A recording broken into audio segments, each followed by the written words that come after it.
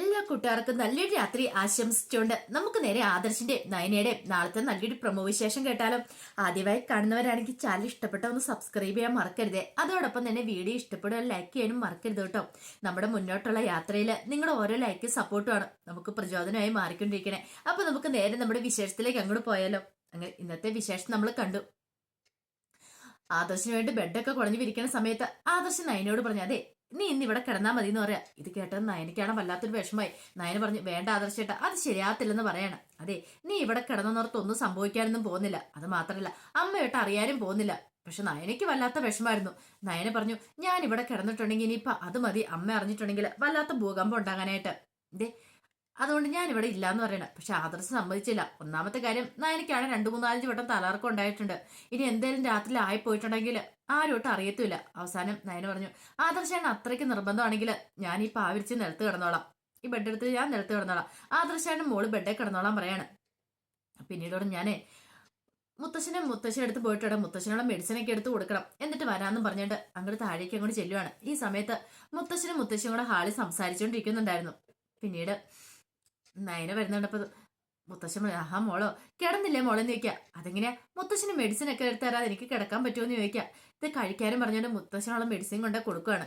ഈ സമയം മുത്തശ്ശി പറഞ്ഞു, ദേ എല്ലാ കാര്യങ്ങളും മോളും നല്ല ഭംഗിയായിട്ട് നോക്കിയും കാണും ചെയ്യുന്നുണ്ട്. പക്ഷെ ഇത്രയൊക്കെ ചെയ്തിട്ട് പോലും നിന്റെ അമ്മായിമ്മയുടെ സ്വഭാവം എന്താ മോളെ ഇതുവരെയായിട്ട് മാറാത്തെ? അവൾക്ക് നിന്നെ ഇതുവരെയായിട്ടും തിരിച്ചറിയാൻ പറ്റിയിട്ടില്ലല്ലോ. മുത്തശ്ശൻ പറഞ്ഞു, അത് തിരിച്ചറിയാണെങ്കിൽ ഇനി ദേവേരി കുറെ സമയം കൂടെ പിടിക്കുമെന്ന് എനിക്ക് തോന്നുന്നത്. അത്ര പെട്ടെന്നൊന്നും അവളുടെ മനസ്സ് മാറുമെന്ന് എനിക്ക് തോന്നില്ലെന്ന് പറയാം. നയന പറഞ്ഞു, അതൊന്നും സാരമില്ല മുത്തശ്ശ, എന്നാലും എനിക്ക് കുഴപ്പമില്ല. ദേ അമ്മയുടെ അസുഖങ്ങളൊക്കെ എത്രയും പെട്ടെന്ന് ഭേദമായി മതിയായിരുന്നു പറയണം. മുത്തശ്ശി പറഞ്ഞു, മോൾ ഇതൊക്കെ പറയും, പക്ഷേ എങ്കിലും മോളുടെ മനസ്സ് നല്ല ആഗ്രഹമില്ലേ എത്രയും പെട്ടെന്ന് തന്നെ നിങ്ങൾ ഒന്നിക്കണം, അല്ലെങ്കിൽ മോളെ സ്നേഹിക്കണം. ഒരമ്മയെ പോലെ സ്നേഹിച്ചില്ലെങ്കിലും ഒരമ്മായിമ്മേനെ പോലെ എങ്കിലും സ്നേഹിക്കണം എന്ന് ആഗ്രഹമില്ലെന്ന് ചോദിക്കാം. അത് പിന്നെ ആർക്കാ മുത്തശ്ശി ഉണ്ടാവാത്തെ? എല്ലാവർക്കും ഉള്ള പോലെ എനിക്കും ആഗ്രഹങ്ങളുണ്ട്. ഒത്തിരി പ്രതീക്ഷയോടുകൂടിയേ ഞാനും ഇങ്ങോട്ട് കടന്നു വന്നേ. പക്ഷെങ്കിൽ ഇനിയിപ്പൊ അതിനെക്കുറിച്ചൊന്നും പറഞ്ഞിട്ട് കാര്യമില്ലെന്ന് പറയണം. മുത്തശ്ശൻ പറഞ്ഞ്, പേടിക്കണ്ട, അധികം വൈകാതെ തന്നെ അതൊക്കെ സംഭവിക്കും, മോള് കാത്തിരുന്നോ. എന്താണെങ്കിലും ഇനിയിപ്പം ശബരിമലയ്ക്ക് പോകാൻ പോലെ ആദർശും ജയനും ഒക്കെ അവര് പോയിട്ട് വന്നുമ്പോ എന്തേലും അത്ഭുതങ്ങൾ നടക്കുമായിരിക്കും. ഭഗവാനായിട്ട് എന്തേലും കാഴ്ചകളൊക്കെ കാണിച്ചു തരുമെന്ന് പറയാം. ഇനിയിപ്പൊ അതൊരു വഴിയുള്ളൂ. നമുക്ക് ദൈവത്തെ വിശ്വസിക്കാം, ഭഗവാനെ വിശ്വസിച്ചിട്ട് എനിക്ക് കാര്യമുള്ളെന്ന് പറയണം. ഇത് കേട്ടാൽ നയന പറഞ്ഞു, എനിക്ക് വിശ്വാസം മുത്തശ്ശ, ഞാൻ എന്നും പ്രാർത്ഥിക്കാറുണ്ട്. ഇപ്പൊ ഞാൻ പ്രാർത്ഥിക്കുന്ന എന്റെ അമ്മയ്ക്ക് വേണ്ടി മാത്രം, എത്രയും പെട്ടെന്ന് സുഖമായി വരണേന്ന്. മുത്തശ്ശൻ പറഞ്ഞു, അന്ന് പറഞ്ഞിട്ട് കാര്യമില്ലോ, ആ അമ്മായിമ്മ നിന്നെ തിരിച്ചറിയുന്നില്ലോ.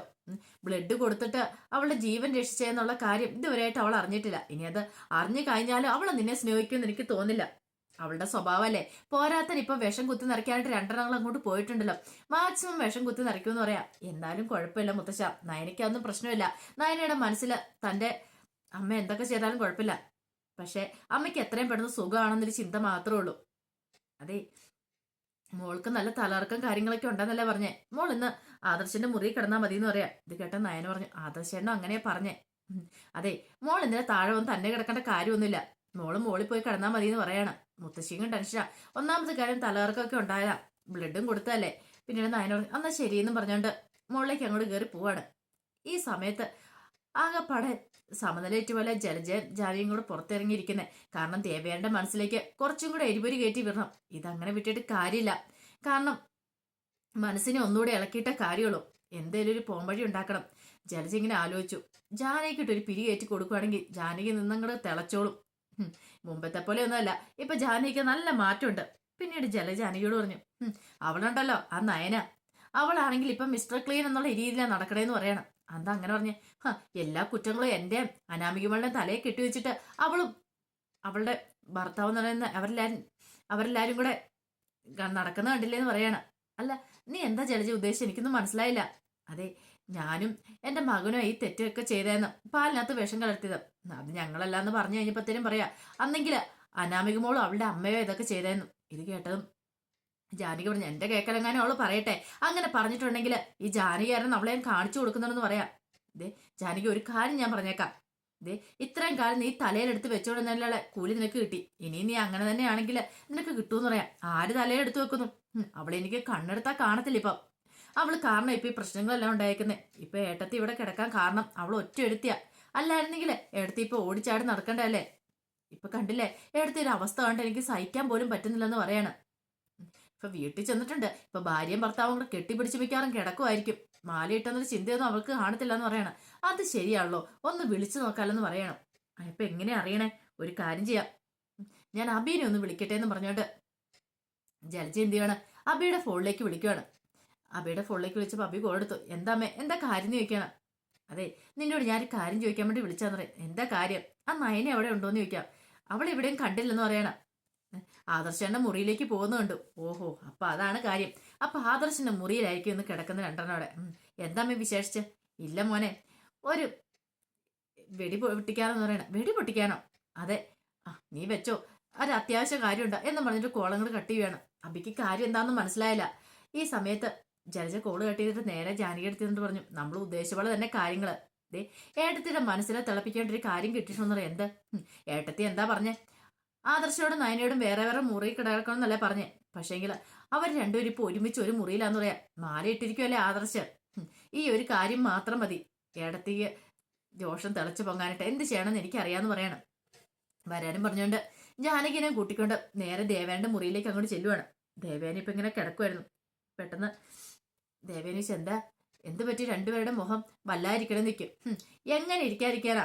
കാരണം മലയ്ക്ക് പോവാൻ മാല ഇട്ടാന്നുള്ള ചിന്ത പോലും ഇല്ലാതല്ലേ ആദർശം നയനം പെരുമാറുന്ന നിൽക്കാം. അതെന്താ ജാനകി നീ അങ്ങനെ പറയണേന്ന് ചോദിക്കാം. ഇതേ, ഞങ്ങൾ കുറ്റം പറയാമെന്ന് വിചാരിക്കില്ല ഏടത്തി. ഇപ്പൊ ഞങ്ങള് അവളുടെ ഭക്ഷത്ത് നിന്ന് ഏട്ടത്തിന്റെ ഭക്ഷത്ത് നിന്ന് പറയോ അല്ലെങ്കിൽ അവരെ കുറ്റം പറയുമൊന്നും അല്ല ഞങ്ങൾ ചെയ്യുന്നത്. പക്ഷെ ഈ മലയ്ക്ക് പോകാൻ മാലയിട്ട സമയത്ത് ഇങ്ങനെയൊക്കെ ചെയ്യാൻ പാടോ? ഏട്ടത്തി പറഞ്ഞല്ലേ നയനയോട് ആദർശന് മുറി കിടക്കണ താഴത്തെ മുറി കിടന്നാൽ മതിയെന്ന്. അത് ഞാൻ പറഞ്ഞ അവൾ അങ്ങനെയായിരുന്നല്ലോ കിടക്കണേന്ന് പറയാം. പക്ഷെ അങ്ങനെയല്ല, ഈ ഏടത്തിന്റെ കണ്ണ് തെറ്റിക്കഴിഞ്ഞപ്പോ രണ്ടുപേരും ഒരു മുറിയിലാ കിടക്കണേന്ന് പറയാം. രണ്ടുപേരും ഒരു മുറിയിലോ? അല്ല, നിന്നോട് ഇത് ആരാ പറഞ്ഞു നിൽക്കുക? അതൊക്കെ ഞാൻ അറിഞ്ഞു. സംശയമുണ്ട് ഏട്ടത്തി ഒരു കാര്യം ചെയ്യുക, ഏട്ടത്തി ഒന്ന് വിളിച്ചു നോക്കുക, അപ്പോഴറിയാന്ന് പറയണം. ഇത് കേട്ടതും ദേവേനിക്ക് ഇഷ്ടപ്പെട്ടില്ല. ഓഹോ, താൻ പറഞ്ഞാൽ തന്റെ വാക്കുകൾക്ക് പുല്ല് വില കൊടുത്തിട്ട് രണ്ടുപേരും കൂടെ ഒരു മുറിയിലാണ് കിടക്കണേ. അങ്ങനെയാണെങ്കിൽ ഇന്ന് പൊളിച്ചടുക്കിയിട്ട് തന്നെ കാര്യം എന്നൊക്കെ ദേവേനി മനസ്സ് വിചാരിക്കണം. പിന്നീട് ഫോൺ എടുത്ത് ആദർശിന്റെ നമ്പറിലേക്ക് വിളിക്കുക. ഈ സമയം ആദർശ് ബെഡിലും നയനും നിലത്തുമായിട്ടായിരുന്നു കിടക്കുന്നത്. അങ്ങനെ വിളിച്ചു കഴിഞ്ഞപ്പോഴത്തേനും അമ്മയാണല്ലോ വിളിക്കുന്ന ഓർത്തോണ്ട് പെട്ടെന്ന് ആദർശ് കോൾ എടുക്കുക. എന്താ പറ്റിയ നടത്തില്ല ഹോസ്പിറ്റലില്, ഒന്നാമത്തെ കാര്യം വയ്യാണ്ടിരിക്കുവാണല്ലോ. അങ്ങനെ കോൾ എടുത്തു. എന്താ അമ്മേ, എന്താ വിളിച്ചെന്ന് ചോദിക്കണം. എടാ, നയന് നിന്റെ മുറിയിലുണ്ടോന്ന് ചോദിക്കാം. പെട്ടെന്ന് ആദർശ് എന്ത് മറുപടി പറയണതില്ല. ഉണ്ടമ്മേ, നിന്റെ മുറി ഒരുമിച്ചാണ് നിങ്ങൾ കിടക്കണമെന്ന് ചോദിക്കുക. അതമ്മേ, ഞാൻ അവളുടെ ഒന്ന് ഫോൺ കൊടുക്കാൻ പറയണം. പിന്നീട് ആദർശ് പറഞ്ഞു നയനോട് വന്നേ, നയന നിനക്കാ ഫോൺ എന്ന് പറയണം. നയന പെട്ടെന്ന് കോള് വാങ്ങിച്ചു. അമ്മ എന്തിനാ വിളിക്കണം എന്നറിയില്ലോ. ദേവേനിച്ചു, എടി നിന്നോട് ആരടി പറഞ്ഞാൽ മുറിയിലേക്ക് കയറാനെന്ന് ചോദിക്കാം. ദേട്ടാ നയന പറഞ്ഞ അമ്മയെ ഞാൻ, നീ കൂടുതലൊന്നും പറയണ്ട, നിനക്ക് നാണം ഉണ്ടോടി? അവൻ മലയ്ക്ക് പോകാൻ മാല ഇട്ടിരിക്കാൻ നിനക്ക് അറിയാലോ, എന്നിട്ട് നീ എന്ത് ധൈര്യത്തിലാണ് അവിടെ കയറി കിടക്കുന്നത്? ഓഹോ, മലയ്ക്ക് പോകാൻ മാല ഇട്ട് കഴിഞ്ഞപ്പോൾ പോലും നിനക്ക് അകന്ന് മാറി കിടക്കാൻ പറ്റില്ലല്ലേ?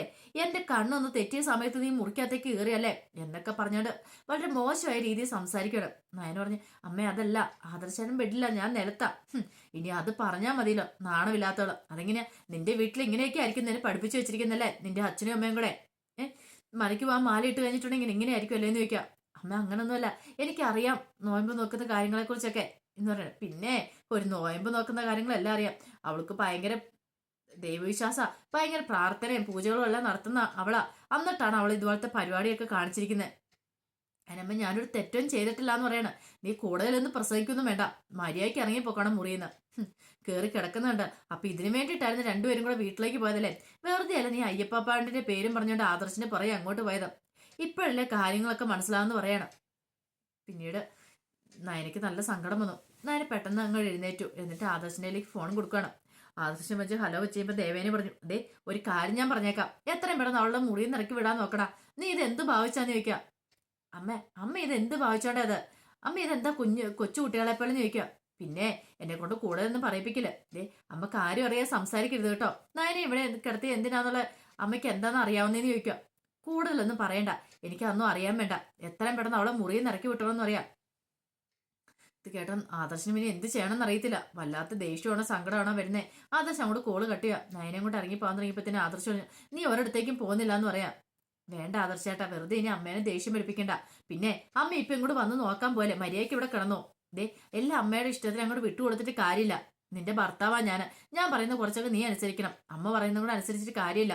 ദേ ഇവിടെ കിടന്നാ മതി, നീ ഒരിടത്തേക്കും ഇപ്പൊ എഴുന്നേറ്റ് പോകുന്നില്ല എന്ന് പറയണം. നയനെ ആ പാടെ പെട്ടുപോയി. ഇനിയിപ്പൊ അമ്മ പറയുന്ന അനുസരിച്ചില്ലേ അത് അങ്ങനെ ഒരു ടെൻഷൻ. ഇത് നയന് പറഞ്ഞ ആദർശേട്ടാ ഞാൻ കൂടുതലൊന്നും പറയണ്ട, താഴെ പോയി കിടന്നിട്ടുണ്ടെങ്കിൽ താഴേക്ക് ഞാൻ വരും. കാരണം ഇനിയിപ്പൊ നിനക്ക് വല്ല തലകറക്കം രാത്രി ഉണ്ടായി ഞാൻ എങ്ങനെ അറിയുന്നു നയനെ? ആ അമ്മയ്ക്ക് വേണ്ടിയല്ലേ നീ ഈ ത്യാഗമൊക്കെ ചെയ്ത്. എന്നിട്ടോ അമ്മ ഏതോട്ട് അറിയുന്നുമില്ല. നീ വേണം നിന്റെ കാര്യങ്ങൾ നോക്കി നിൽക്കാനായിട്ട്. ദേ അമ്മയുടെ സ്വഭാവം അറിയാലോ, അമ്മ കാര്യം അറിയാതെ കിടന്ന് ആട്ടം കാണുക. കഥ അറിയാതെ ആട്ടം കാണുന്ന പോലെ അമ്മ അവിടെ കിടന്ന് കളിച്ചോണ്ടിരിക്കും. പക്ഷെ അതിനനുസരിച്ച് നമ്മൾ തുള്ളാനായിട്ട് പോയിട്ട് കാര്യമില്ല. അതുകൊണ്ട് നമ്മൾ നമ്മളെ നോക്കി നിൽക്കണം. നിനക്ക് വല്ല എന്തെങ്കിലും ഉണ്ടായി പോയിട്ടുണ്ടെങ്കിൽ ഞാൻ വേണം നോക്കാനായിട്ട്. അതുകൊണ്ട് ഇവിടെ കിടന്നാൽ മതി എന്ന് പറയാം. നയനാകെ വല്ലാത്തൊരു പ്രതിസന്ധിയിലായിപ്പോയി.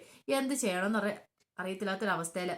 ആ സമയത്ത് അനാമ ഇങ്ങനെ ആലോചിക്കുക, ഇനി എന്താണ് അടുത്ത തന്ത്രം ഒപ്പിച്ച് അങ്ങനെ ഒരു അനന്തപുരിയിൽ ഒന്ന് കയറി പറ്റാൻ പറ്റും. എത്രയും പെട്ടെന്ന് എന്തെങ്കിലും ഒരു തന്ത്രം ഉപയോഗിച്ച് അവിടെ കയറിയേ മതിയാവുള്ളൂ. എങ്കിൽ മാത്രം തനിക്കൊരു പിടിച്ചു നിൽപ്പുള്ളൂ. അത് മാത്രമല്ല അച്ഛൻ്റെ കുറച്ച് കടങ്ങളും കാര്യങ്ങളൊക്കെ വീട്ടണം. ആ കടങ്ങൾ വീട്ടാണെങ്കിൽ പൈസ കിട്ടണമെങ്കിൽ അനന്തപുരി കയറണം. അവിടെ നിന്ന് അടിച്ചു മാറ്റണം. പക്ഷെ അടിച്ചു മാറ്റണം അത് പെട്ടെന്ന് അത്ര എളുപ്പമായിട്ടുള്ള കാര്യമല്ല അങ്ങനെ അടിച്ചു മാറ്റാനായിട്ട്. അപ്പം എത്രയും പെട്ടെന്ന് എന്തെങ്കിലും ചെയ്തേ മതിയാവുള്ളൂ എന്നങ്ങനെയൊക്കെ വിചാരിക്കുകയാണ്. ഈ സമയത്ത് ദേവേനി കിടക്കുമായിരുന്നു. പെട്ടെന്ന് ദേവേനിക്ക് എന്തോ വല്ലാത്തൊരു ഇതുപോലെ ബുദ്ധിമുട്ട് പോലെ തോന്നുവാണ്. ഇത്ര സമയം വലിയ കുഴപ്പമില്ലാതെയാണ് ദേവേനി ഇരുന്നത്. പക്ഷേങ്കിൽ ദേവേനിയുടെ കണ്ടീഷൻ അങ്ങോട്ട് മോശമായിട്ട് വരുവാണ്. ഇത്ര സമയം വലിയ ആള് കളിച്ച് നയനെ കുറ്റം പറഞ്ഞിരുന്ന ദേവേനിയുടെ അവസ്ഥ പെട്ടെന്ന് വളരെ മോശമായിക്കൊണ്ടിരിക്കുകയാണ്. ദേവേനിക്ക് പോലും എന്താ പറ്റിയെന്ന് അറിയത്തില്ല. അപ്പൊ അതിന്റെ വിശേഷങ്ങളൊക്കെയാണ് നാളെ കാണാൻ പോകുന്നത്. ഇനിയിപ്പോ ദേവേനി ഓരോ ദിവസം ചെല്ലുന്തോറും അവസ്ഥ മോശമായിക്കൊണ്ട് വരും. അങ്ങനെ വന്നു കഴിയുമ്പോഴാണ് നമ്മൾ ആ സത്യങ്ങളൊക്കെ അറിയാൻ പോകുന്നത്. ദേവേനിക്ക് ഇനി ജീവൻ പകത്ത് നൽകാൻ പോകുന്നത് നയനയായിരിക്കും. അപ്പൊ അതിന്റെ വിശേഷങ്ങളൊക്കെ നമ്മൾ വരുന്ന ദിവസം കാണുന്നുള്ളൂ കേട്ടോ. കാരണം ദേവേനി ഇത്രയും കിടന്ന് അഹങ്കരിക്കുന്നുണ്ടെങ്കിൽ അതിന് തിരിച്ചടി ഉടനെ തന്നെ ദേവേനിക്ക് കിട്ടും. നയനെ ആദർശനും തമ്മിൽ അകറ്റാൻ വേണ്ടി ശ്രമിക്കുന്ന ദേവേനി അങ്ങനെ ശ്രമിക്കുന്ന ജാനയ്ക്കും ജലജയ്ക്കും കൂടെ കിട്ടും നല്ല എട്ടിന്റെ പണി. അപ്പൊ അതിന്റെ വിശേഷങ്ങൾക്കായി നമുക്ക് എല്ലാവർക്കും കാത്തിരിക്കാട്ടോ. ഒരിക്കൽ കൂടി എല്ലാവർക്കും നല്ലൊരു രാത്രി ആശംസിച്ചുകൊണ്ട് നിർത്തുന്നു. നന്ദി.